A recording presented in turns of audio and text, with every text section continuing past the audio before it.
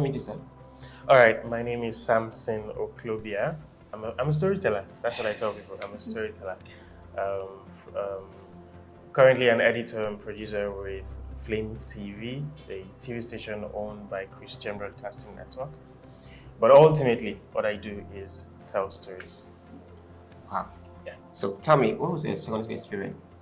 My secondary school experience, it was interesting in the sense that it wasn't your conventional experience. It's not what you would expect of a young boy growing up in secondary school. You'd expect to hear, oh yeah, I had so and so kind of experience or adventures. I never rolled with a crowd. I was all to myself, but in a unique way. I made my first money in secondary school. I started my first business, which became a profession for me right now while in secondary school.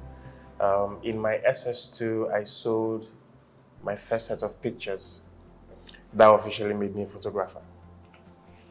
Um, in SS3, it got to the point because while in secondary school, I was hoping to go to school and study mechanical engineering. So the photography thing, I actually stumbled on it, is another story entirely. But I realized that I loved mechanics. I loved playing with things. I could take an electronic and pieces it just to know how it operates, and it came to me easily. It got to the point where I started designing my own machines, designing in different kinds of things, and then not just designing, I started building prototypes. Yeah. So it was a very, very unique experience. Wow. Yeah. So are you not telling me that the secondary school you went to, you didn't meet yourself with some ladies or I can't say there were ladies I liked. Of course, I had crushes in secondary school. Not plenty, but there was this particular girl. There was this particular girl. Ah, they be fine. They be fine. I was suffering from inferiority complex. I realized I couldn't talk to her? not just ladies. I couldn't talk to people. Just to talk to that girl, I had to tell myself, bro, you have to get out of this. So I set a task for myself.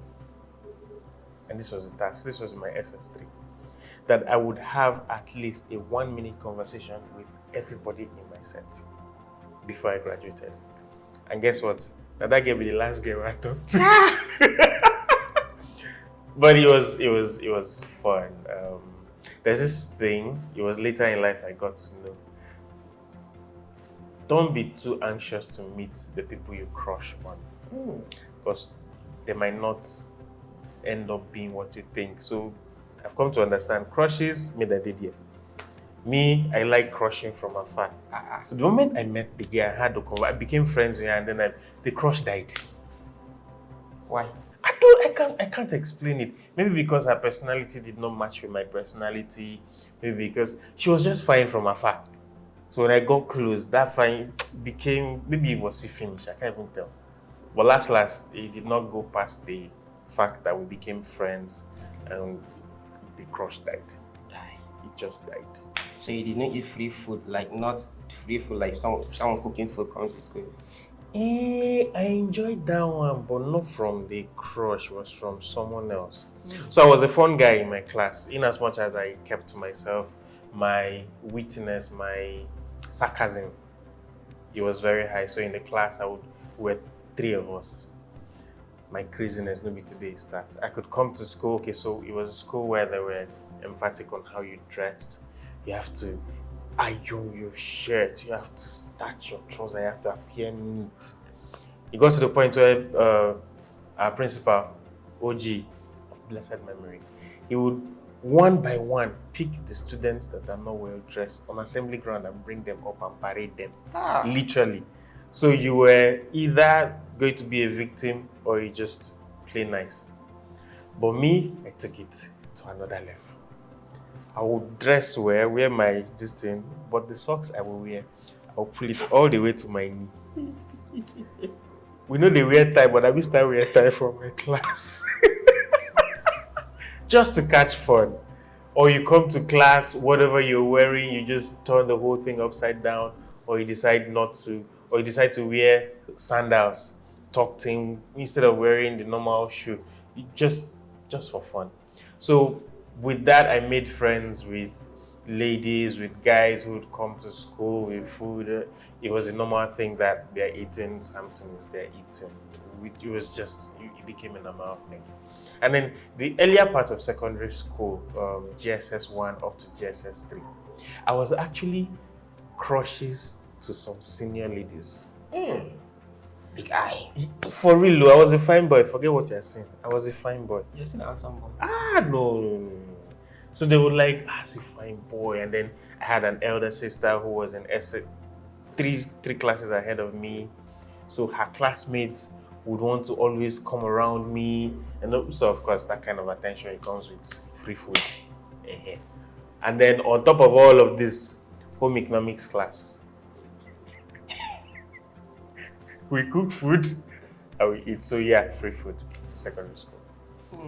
So that means there was a crush. Okay, the crushing on me was in the earlier parts of secondary school, GSS 1 or to GSS 3. The me crushing on someone, it was SS 2 into SS 3. Yeah, so I get that CB. So you get that CV. So let's leave it that we get that CV so that we don't go further. So our next question goes this way. Why is it that some ladies, or most ladies, like to tell guys their secret than they fool ladies?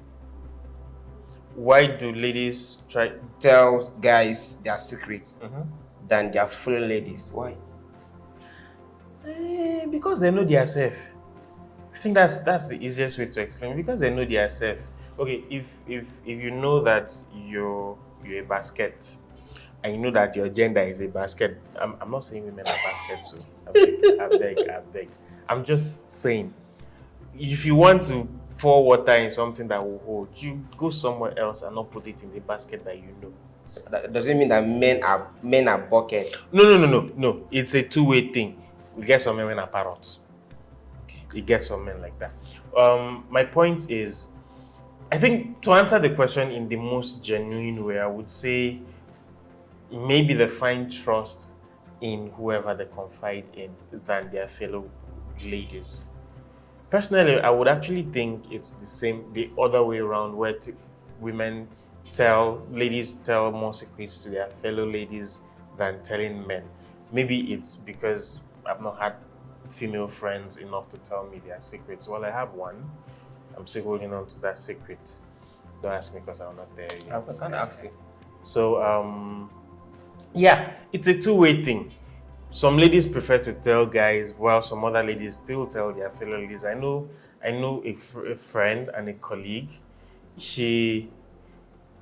I'm not sure her friends know her more than herself. Yeah, that one is confirmed. She will relate with you on a normal good, but if you want to know more about her, go and meet her friends. Yeah.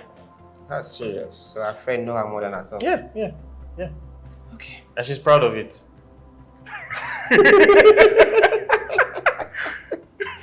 Okay. This goes to our next question then. What is the worst mistake you ever made in life? Worst mistake I ever made in life. I'm the kind of person who don't regret actions. I don't regret actions at all. And it's a principle I have learned long time back and I still hold on to it. But if I were to pick mistakes that I have made in life that was the most impactful of my life, I would say it was the initial idea to stay back in Benue State after service. You know how you're doing something and you know you're not supposed to do it, but you just choose to do it because you wanted to do it your way. That was a decision for me at the time. It looks like a harmless thing, but it wasn't until 2-3 years 4 years into staying in Benue State that I began to feel the impact of that decision that I made. All my life, it was on a particular path, right from university, after university, going to Lagos to serve. The plan was come back to Benue, shoot this particular film that I was struggling to shoot, and then go back to Lagos. On shooting in Benue, I realized how easy it was, and then I got drawn into Benue State. So I did most of my projects in Benue State. I lived in Benue State, and even this was years after that project. It wasn't until it began to tell on me the growth that I would have achieved if I was out of Benue State. It didn't come. So it began to tell on me, and at that point I knew, Kai, to say I know, I'll just go back the moment I finish this thing. I wouldn't say it's the worst mistake that I've ever made. It's just the most impactful decision that I took that affected my growth. So this bounce back to our next. Do you believe in love? Of course. No, if you're a human being, I don't believe in love, then you are dead. That's my honest opinion. Human beings we're driven by love. Forget it. You're alive. No matter how wicked you are, love day. So that means you're not having heartbreak before. Anything to make you to doubt love? If I tell you my story, you will have me cry.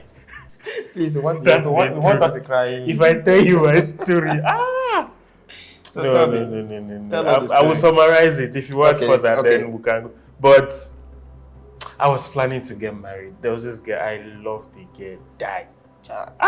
Sit tight, be right back.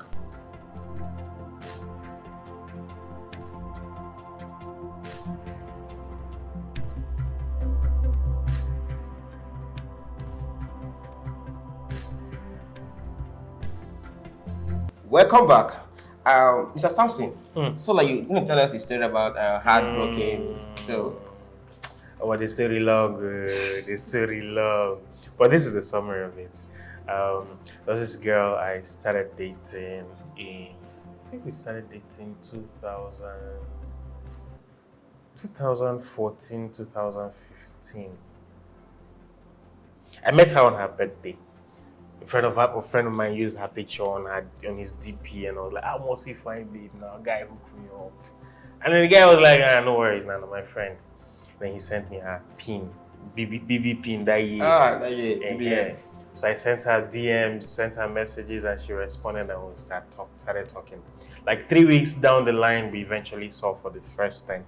Realized she was living very close to my house, and it just kick-started. I think it was my first experience of love at first sight, because the moment I saw her, just her image, I know I fall. And then it was a relationship of 5 years. We're together for 5 years, and in that period, so many ups and downs, but we're still together. And then, as it would be expected, we started planning marriage. And eventually, I asked her to marry me. She agreed. Give her a ring. She collect gold ring. Gold.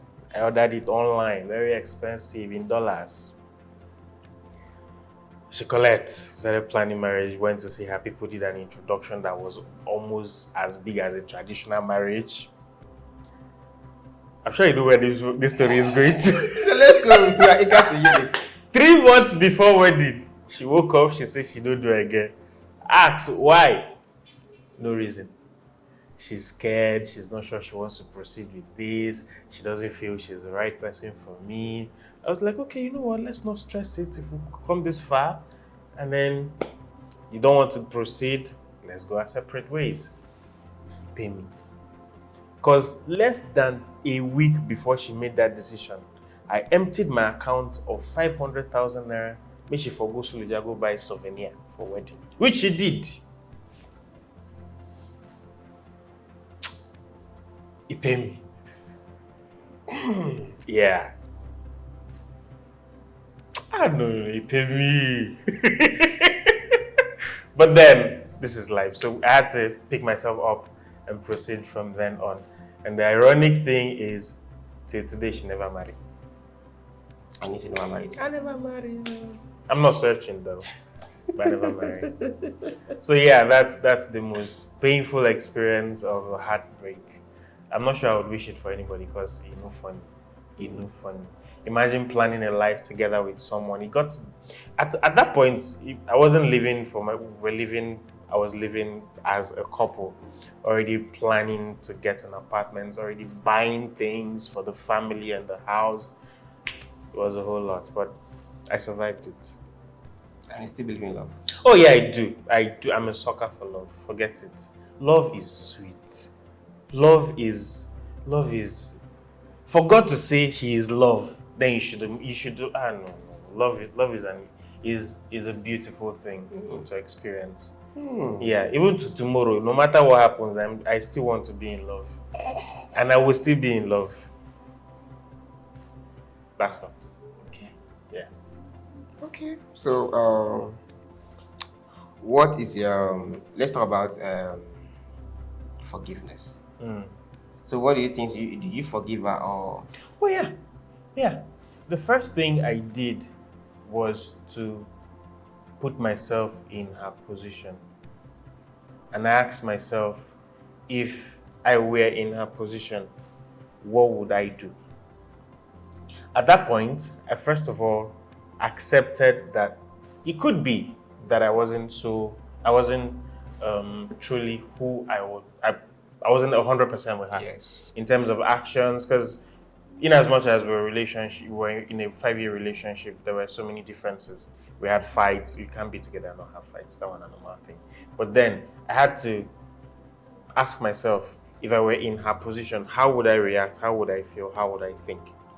And then the first thing I did was to first of all forgive myself for anything that I must have done. And this was not in my thoughts. It was something I brought to the book and said, okay, you know what? This is what could have happened. We talk about all of these things. And then it went on to become, with love, right? Forgiveness comes easily. It comes very easy.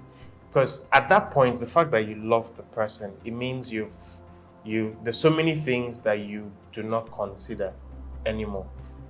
You don't consider them as, there's a passage of the Bible I read recently. I'm not so good with quoting the Bible, but it kind of explained how it is us who are human beings that worry about the sins that we commit against God. God, in His loving way, do not remember the sins that we commit because He sees us as His children.